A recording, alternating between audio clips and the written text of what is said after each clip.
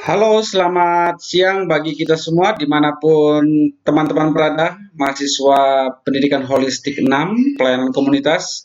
Senang bertemu kembali teman-teman di dalam materi hari ini. Siang hari ini Bapak akan menjawab secara khusus pertanyaan-pertanyaan. Ada 5 pertanyaan yang paling umum ditanyakan di dalam kelas pendidikan holistik 6 ini. Dan Bapak akan menjawab kelima pertanyaan tersebut di dalam sesi tanya jawab PH6 hari ini ya. Hari ini tanggal 3 Oktober 2020.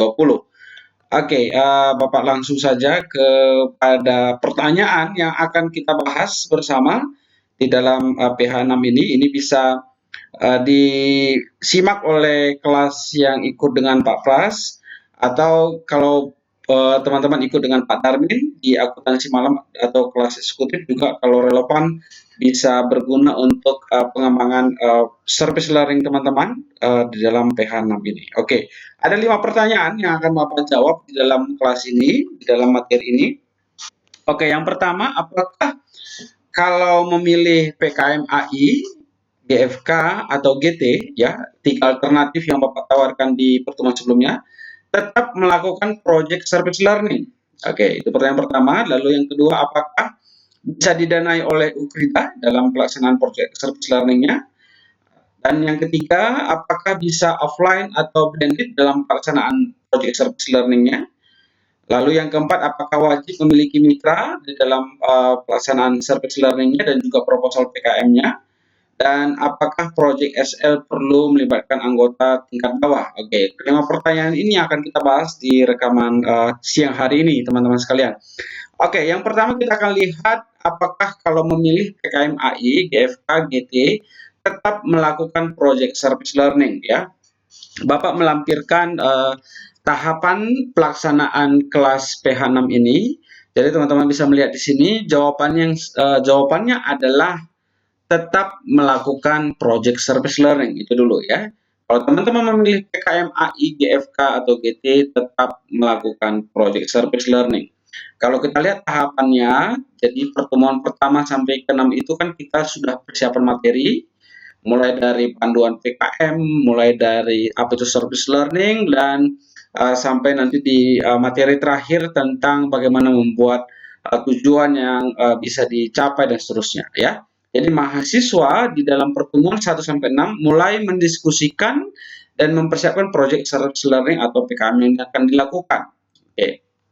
Maka di dalam pertemuan kita di Zoom, teman-teman Bapak berharap bisa memberikan pertanyaan-pertanyaan ataupun mengkonsultasikan proposalnya ataupun ide-ide yang mau dilakukan di dalam project service learning-nya ya. Memang awalnya kan PKM masyarakat PKMM itu memang sangat inline dengan project SL, maka memang seharusnya ini nggak menjadi pertanyaan. Tapi begitu ada alternatif PKM AI, GFK, dan GT, tentu ini jadi pertanyaan apakah SL-nya tetap dilakukan atau hanya fokus melakukan PKM AI, GFK, atau GT. Nah, maka jawaban Bapak adalah tetap melakukan project service learning sama seperti kalau teman-teman memilih PKM-M ya. Lalu nanti pada saat UTS yang teman-teman presentasi adalah project SL-nya. Jadi di UTS itu sore teman-teman akan presentasi apa yang mau dilakukan saat service learning. Ya, sederhana saja. Teman-teman akan rincikan timeline-nya, sasarannya, dan seterusnya. Oke, itu nanti di pertemuan ke-7 nanti kita akan bahas itu. Lalu pertemuan ke-8 mulai diharapkan minggu ke-8 kita melaksanakan project SL-nya, dan itu Bapak sudah tetapkan itu 5 tahapan atau 5 minggu pelaksanaan ya, atau 5 kali pelaksanaan ya. Tidak mesti 5 kali dalam artian kalau misalnya teman-teman buat pelatihan ada 5 kali pelatihan, tidak mesti, tetapi ada 5 proses tahapan yang teman-teman akan laporkan setiap minggunya, itu minggu ke-8 sampai dengan minggu ke-12 ya. Dan minggu ke-13 dan ke-14 disitulah kita mematangkan proposal PKM. Teman-teman kalau pilih PKM berarti itu proposal service learning yang teman-teman lakukan di sini. Jadi kita membuat proposal dari sesuatu yang sudah kita lakukan untuk kita ajukan di dalam PKMM. Tetapi kalau teman-teman memilih PKM AI, GFK, atau GT, maka teman-teman harus menuliskan bukan dalam bentuk proposal. Kalau PKMAI itu dalam artikel ilmiah bisa merupakan hasil proyek SL-nya, ya, bisa merupakan hasil kegiatan akademik lain, ya. Tapi kalau GFK dan GT, teman-teman pasti akan membuat sesuatu yang baru, meskipun bisa saja konteks ataupun beberapa bagian dari project service learning-nya berhubungan dengan GFK atau GT. Ya, jadi mahasiswa secara berkelompok di masa ini mengerjakan project SL dan PKM. Oke, kira-kira itu jawabannya ya. Jadi tetap melakukan project service learning dalam kalaupun teman-teman memilih PKMAI, GFK atau GT. Ya. Oke, itu yang pertama. Yang kedua, apakah bisa didanai oleh Ukrida untuk yang ini, yang Project SL yang 5 minggu ini? Oke, jawabannya adalah bisa didanai oleh Ukrida. Dan dana diperuntukkan untuk kebutuhan program. Jadi teman-teman saat pelaksanaan 5 minggu tadi atau 5 tahap tadi dibutuhkan dana di dalam pelaksanaan programnya, bisa diajukan itu maksimal 1 juta per kelompok untuk teman-teman kelola, tetapi melewati proses review. Jadi tidak semua didanai, jadi semua yang masuk pasti akan didanai, akan direview, dan teman-teman bisa mengajukannya dalam proposal mengikuti format PKMM ringkas. Maksud Bapak di sini adalah tidak perlu secara selengkap PKMM ya. Jadi secara ringkas saja, ada gambaran garis besar yang sudah ada di situ. Teman-teman bisa mengajukan itu di ke DPK ya, UPK ya, pengembang karakter, bisa di email ke ss.dpk.ukd.aj. Jadi nanti tentu pasti teman-teman bisa juga infokan kepada Bapak bahwa proposal untuk pendanaannya sudah dikirimkan ya. Oke, jadi itu jawabannya. Bisakah didanai untuk pelaksanaan project SL-nya? Bisa, dananya maksimal 1 juta per kelompok melewati proses review. Oke, jadi ingat ini proses review karena kita harus mempertanggungjawabkan dana yang kita kelola, maka itu hanya diperuntukkan untuk kebutuhan program ya.